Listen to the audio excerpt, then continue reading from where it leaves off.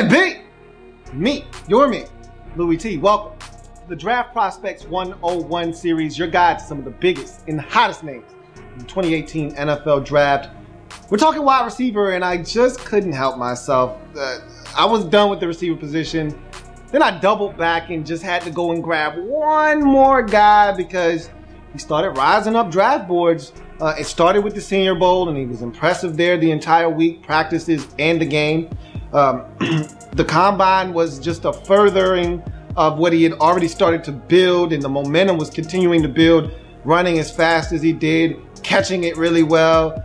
Really surprising me because what I saw from him at the Combine didn't necessarily match up with what I saw on tape.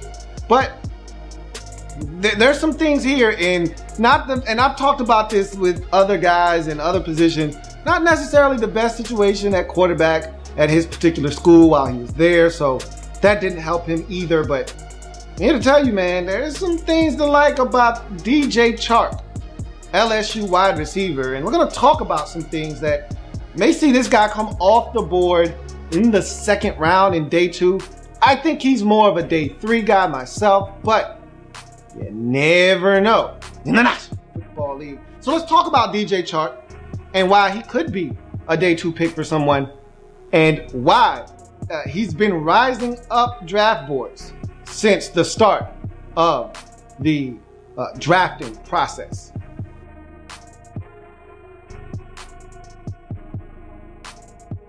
So the first thing you start with DJ Chark is his measurables, 6'3", $199. So let's just go ahead and be generous and round it up to 200. And so you're looking at a guy at 2 bills, 6'3", really good length at the receiver position. So the measurables are what you're looking for. Could he be bigger? You know, you want a guy, if you're 6'3", I need you to be 215, 210 at least. But we'll take 2 bills and we'll keep it moving. But that 6'3", that length gives you a little bit of a catch radius there, and maybe something that can help you moving forward. Speed, probably his biggest attribute to date.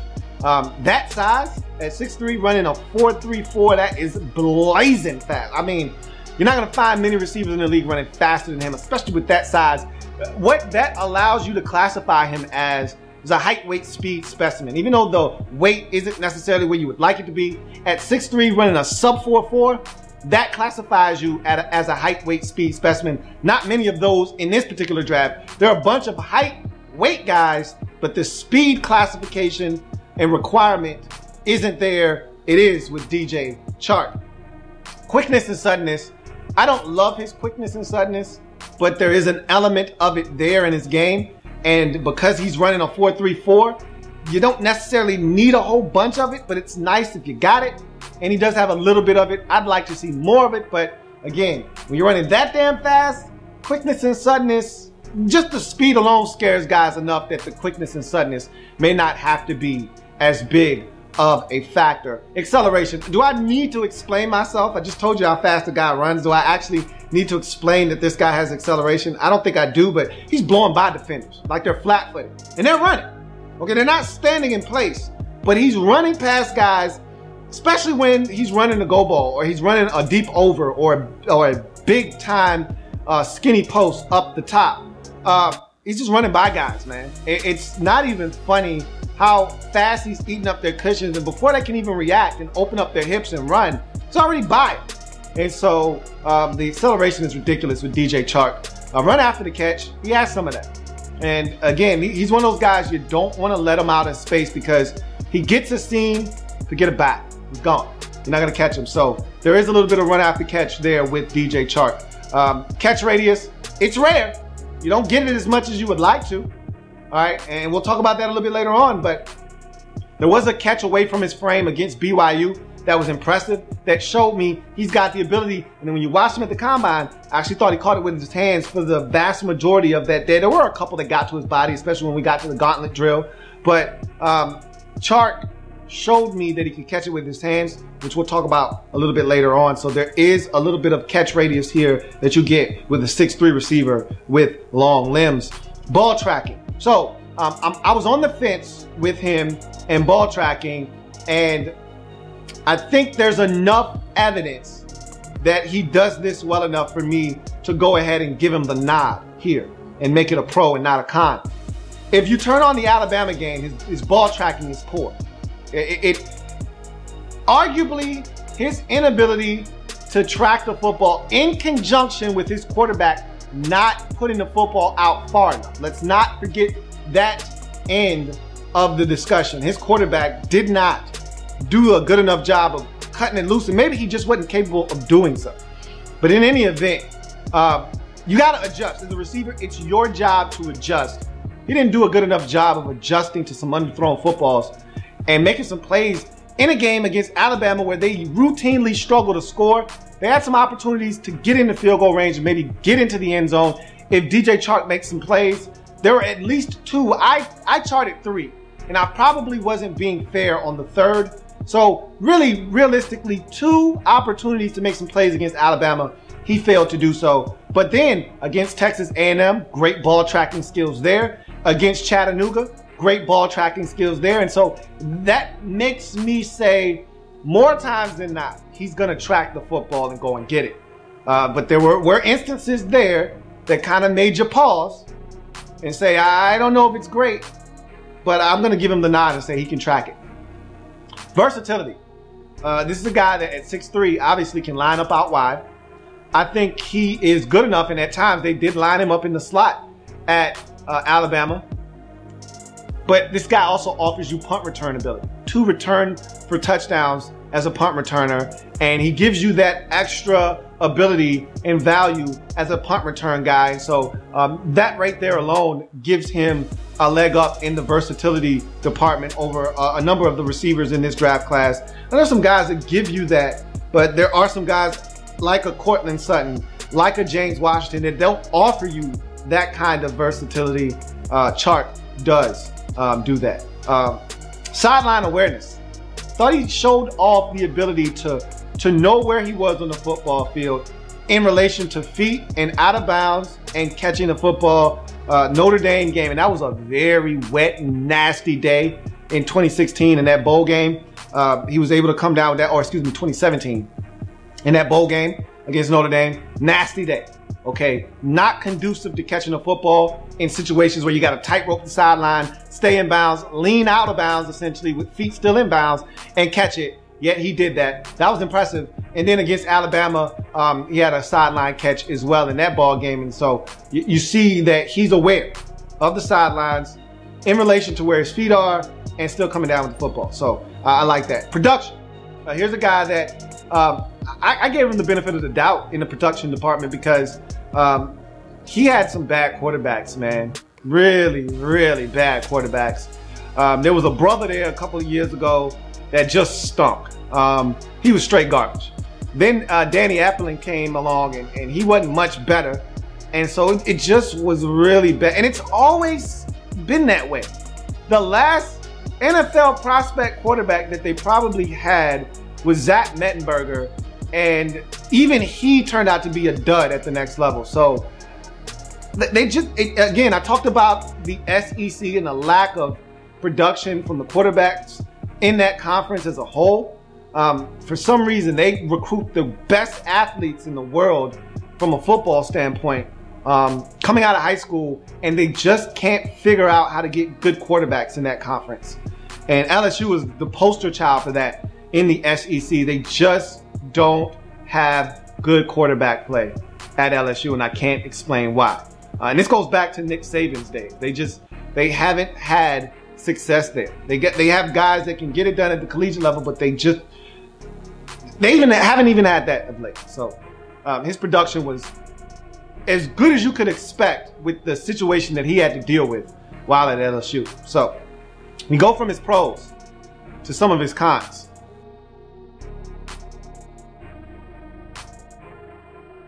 So with DJ Chark, we start with his hands. I don't think it's a necessary con.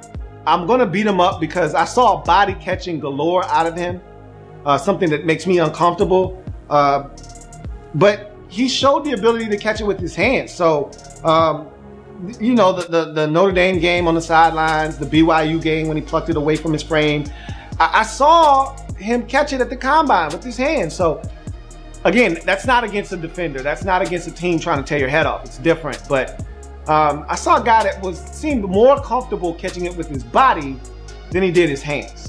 That scares me. And then when you couple in the Alabama situation where there were some plays to be made and he didn't make them, I don't know. I think his hands are fine. I think I might be being a little too hard on him, but I'm hard on receivers in general.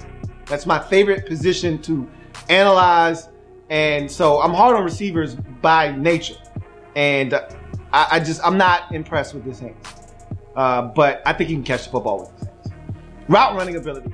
I think he is a vanilla route runner. And he needs to add some flavor to what he does as a route runner. I liken him to Josh Doctson in the sense that when the Redskins drafted Josh Doctson, one of the things I didn't take into consideration was at TCU, again, in the Big 12, you're not seeing a lot of tight man-to-man coverage. You're seeing a lot of guys running wide open. And so I didn't really get to evaluate his route running ability. It just seemed like he was always open and everything seemed crisp and sharp, but there was no deception in Josh Doctson's route running ability. There was no head and shoulders fake. There was no double stick at the stem of a route.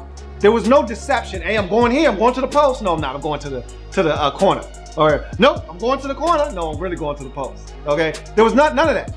There was a lot of rounding off routes. That's dangerous at the next level. You round off stuff, you run the risk of getting your quarterback picked up. I see that with DJ Chark. Not a lot of double sticks. Not a lot of setting guys up. You know, it's just like against Alabama, he runs a slant. Now, it's a completion against Minkah Fitzpatrick, but it's a very vanilla run 5 yards, stick my foot in the ground and turn, route. And he caught it, but it was highly contested. And it was simply because he's not doing what a guy like Calvin Ridley is doing, where he's double sticking a dude on a slant and just absolutely destroying him on a 5-yard slant.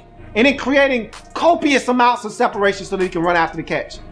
DJ Chark barely caught that football before contact was made. It might have been simultaneously, catch and contact, because he didn't do anything to cause doubt in that cornerback, in that safety, in that linebacker. So I worry about his route running. I hope he can clean that up and be more of a technician and less of a vanilla route runner. Physicality and toughness, I question that a little bit. You get in his face, you jam him up at the line of scrimmage. How does he react to that? I wasn't all that impressed with him when he was challenged at the line of scrimmage. At a $199, I don't know if he's the toughest across the middle. I'm not gonna kill him on those things, but I'm not confident in those things either. Leaping ability, high point in the football. With that 4.34 40, you expect explosiveness, and he may be an explosive leaper. I didn't go and check his vert, but I didn't see it on tape. I saw a guy that got up a couple of times for the football, but I didn't see him extending the frame for the football to go up and high point it. So there was a catch against Alabama on the sidelines. Defender's not looking. He's able to go up, get the football, and that's the play I referenced earlier by getting his feet down. That's impressive. But can I trust you in some jump ball situations to go up and get the ball? I'm not sure about that. Not enough to declare it a pro. Blocking, no. He's not helping out in the run game. I'd love to see him be better at that. He's just not. He's just not. And dependability and clutchness, really, I'm probably being unfair here. I think I'm probably putting too much stake into that Alabama game where I thought he didn't do what his team needed from him, which was to make a play. Your quarterback stinks. The run game is struggling because Alabama, for the second year in a row, is really hovering in on your running back position and stopping that and forcing your quarterback and these receivers and these skill guys to have to beat them. And you had a chance to make a couple of plays, albeit your quarterback didn't do what you won. You ran past Alabama defenders. You did your job, half of it at least. The quarterback didn't do his, and so you needed to make up for what he didn't do. By making a bad throw, you needed to adjust and make a play. And you didn't do that. So maybe I'm unfair and I'm beating him up for that, but it is what it is. The biggest game on their schedule at that time, he didn't come through and make the play. So I don't know if he's a dependable guy that in clutch situations you can throw it to and expect him to make plays. Maybe that's unfair. but that's the way it goes. So that's DJ Chark in a nutshell. Someone's gonna draft this guy, and I'm anxious because I really don't know what to expect from this dude, man. Could he be I look at him and I say he's Martavis Bryant. Is he as big as Bryant? No. Bryant is right around 6'3", 6'4", but Martavis Bryant, I believe, was in that 210 to 15 pound range. I could be wrong on that, but he looks like Martavis Bryant to me. And I think Martavis Bryant might have been more like 6'4", but that's nor here nor there. That's my comp for him. If he's good, at his best, he's Martavis Bryant. At his worst, he's out of the league in 4 years or fighting for a position. So we'll see what happens with DJ Chark. I think he's more of the former, not the latter. I think he's gonna have some sticking power in this league. I wanna see what he does with real quarterback. And I'd love to see him go somewhere with a good quarterback that can get him the football, because he didn't have that at LSU. I'd love to see him get that opportunity. We've seen some of these LSU receivers flourish over the last couple of years when they've actually gotten some real NFL quarterbacking under their belt, where they've really gotten some real guys that can get them the football. We'll see if he falls in line with some of those guys. But that's DJ Chark for you and his 2018 NFL Draft Prospects 101 breakdown. If it happens in the National Football League, you know your man Louie T's got you covered. And remember, we're changing the game over here, period.